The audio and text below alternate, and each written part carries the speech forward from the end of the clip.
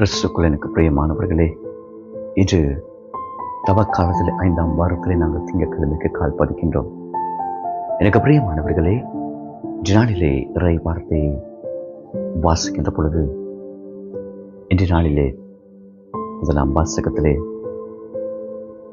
இறைவனுக்குள்ளே வாழ்கின்ற ஒருவருடைய வாழ்க்கை எவ்வாறாக இருக்கும்? சுசானுடைய வாழ்க்கை இறைவனுக்கு கீழ்ப்படிந்து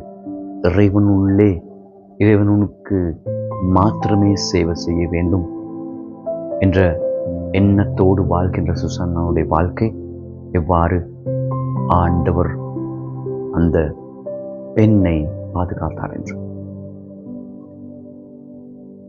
நற்செய்தி வாசகத்திலே சொல்கிறார். நீங்கள் உலகுக்கு ஒளிமயமாக இருக்க வேண்டும், ஒளியாக இருக்க வேண்டும் என்று.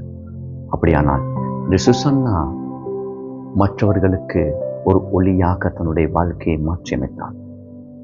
நாங்கள் எவ்வாறு மற்றவர்களுக்கு ஒளியாக இருக்க வேண்டும்? நான் பாவிக்கின்ற என்னுடைய வார்த்தை மாத்திரம் போதுமா? என்னுடைய வாழ்க்கையிலே நான் தெரியாமல் செய்கின்ற பலவிதமான காரியங்கள், செயல்கள் காணப்படும். ஆனால் நான் அவற்றை மறைத்து கொண்டு வாழ்கின்ற பொழுது என்னுடைய உள்ளம் ஒளியாக இருக்கின்றதா? நான் மற்றவர்களுக்கு தெரிவதற்கு அழகாக மிகவும் ஒரு மகிழ்ச்சி அடையக்கூடிய அல்லது மகிழ்ச்சியாக இருக்கின்றேன் என்று சொல்லி எங்களுக்கு வாழ முடியும். ஆனால் நான் உள்ளார்ந்த ரீதியாக ஒளியில் இல்லாமல் இருளிலே நான் வாழ்ந்து கொண்டிருக்கின்ற பொழுது நான் எப்படி மற்றவர்களுக்கு ஒளியாக இருக்க முடியும்? என்னுடைய வாய் வார்த்தைகள் பேசுகின்ற பொழுது, நான் நடக்கின்ற பொழுது, நான் என்னுடைய செயல்களை நான் செய்கின்ற பொழுது மற்றவர்கள் என்னை அறிந்து கொள்வார்கள். உண்மையாகவே இவர் மற்றவர்களுக்கு ஒளியாக இருக்கின்றானா என்று.